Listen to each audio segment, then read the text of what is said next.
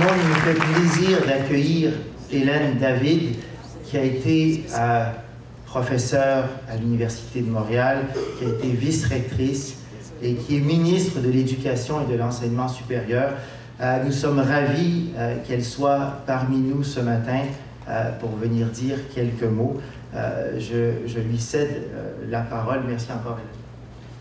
Bon, écoutez, je ne voulais pas vous déranger trop longtemps, je vous le jure. Je sais que vous êtes un peu partout de la francophonie dans le monde. Et quand j'ai vu cette invitation par Thierry, que je connais depuis fort longtemps, et pour un 3e colloque international, rien de moins, c'est du grand Thierry sur l'éducation, j'ai dit, bon, on va avoir là le meilleur de tout ce qui est en éducation au Québec et ailleurs dans la francophonie. Alors, je trouvais ça très, très important de venir au moins vous souhaiter la bienvenue au nom du gouvernement du Québec, au nom du réseau universitaire. Vous aviez déjà un grand spécialiste, M. Tardif, qui est en train de parler, et ainsi que j'ai regardé le programme, beaucoup de grands spécialistes de partout de la francophonie.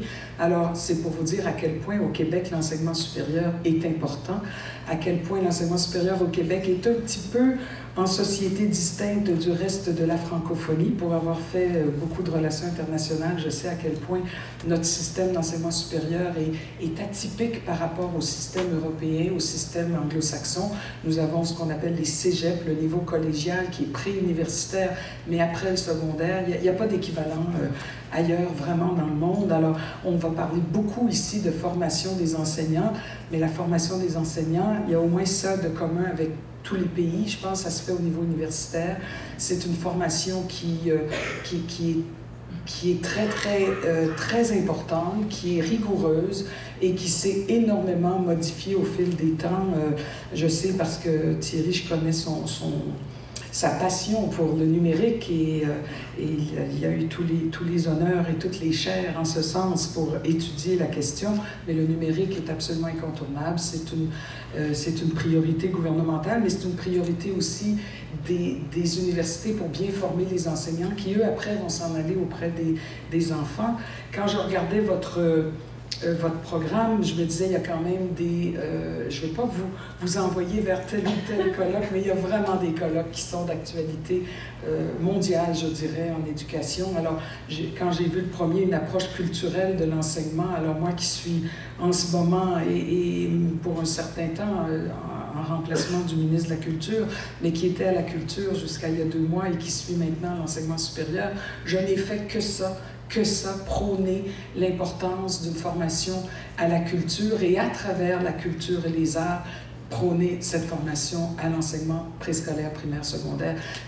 Tout le monde vous le dira, j'étais vraiment extrêmement harcelante par rapport à ce rôle de la culture et il y avait un grand ministre de la Culture et de l'Éducation en France dans les années 80, même jusqu'à 2000, Jacques Lang, qui avait écrit justement Les batailles pour la culture et après ça, qui a écrit un autre livre, Les arts à l'école, et j'ai lu les deux à la suite l'un de l'autre et je disais, mais c'est ça qu'il faudrait faire au Québec. Alors, ce colloque-là, si j'avais le temps, c'est là que je serais allée m'asseoir, entre autres, mais dans bien d'autres, parce qu'en étant ministre de l'Enseignement supérieur, je suis un peu comme responsable de la formation des enseignants.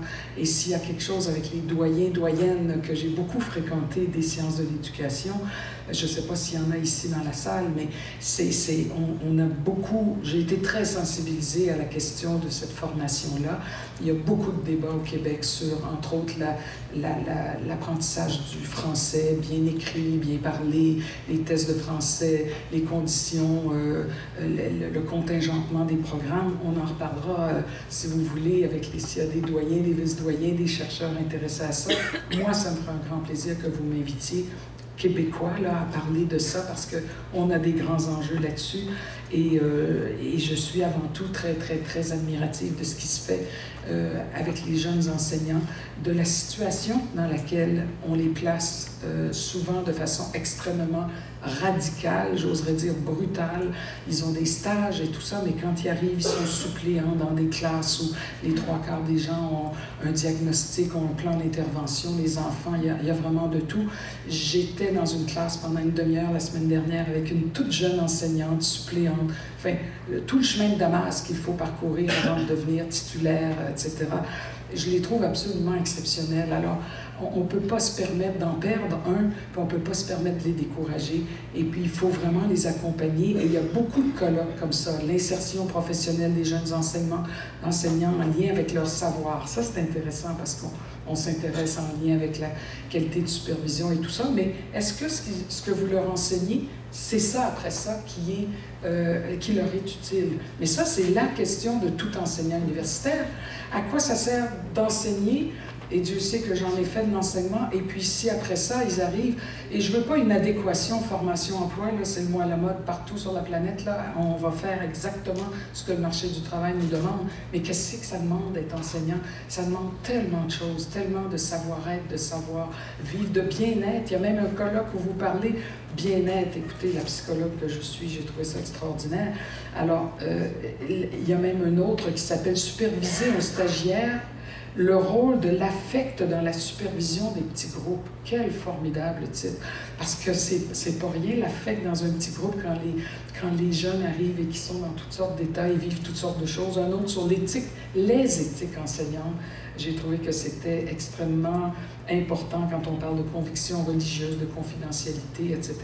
Ce sont des aspects nouveaux de l'enseignement qui étaient peut-être moins présents avant. Mais ces jeunes enseignants sont au cœur de tous les mouvements de société. Il faut non seulement en prendre acte, mais il faut en prendre acte quand ils sont dans la profession enseignante, donc être bien préparés. L'autre, résilience, formidable, résilience des nouveaux enseignants. Alors oui, mais la résilience va un peu avec l'accompagnement aussi. Alors, ils vont être résilients dans la mesure où ils vont se sentir bien accueillis, bien accompagnés et qui vont pouvoir se développer dans la profession plutôt que de dire « moi, je suis plus capable au bout de 4 ans » et quitter la profession enseignante. La supervision, l'intégration numérique, évidemment, j'en ai dit quelques mots. Donc, vous avez un menu substantiel. Au Québec, l'éducation a toujours été une priorité. Il y a eu de grands rapports sur l'éducation. Il y a eu énormément de travail fait. Il y a beaucoup de réalités différentes, des régions, des grands centres, avec le multiculturalisme, avec les nouvelles clientèles, les clientèles HDA, les clientèles émergentes. C'est infini, les troubles d'apprentissage, etc. Alors, je suis contente que vous soyez ici, à Montréal, pour parler d'éducation. Merci aux organisateurs. Merci aux conférenciers de partout aussi dans le monde. Il y a vraiment une brochette impressionnante. Si j'avais du temps, je ferais autre chose qu'aller dans d'autres activités. Mais je sais que vous avez les meilleurs spécialistes et j'espère que vous allez en profiter au maximum. Je vous souhaite un excellent colloque.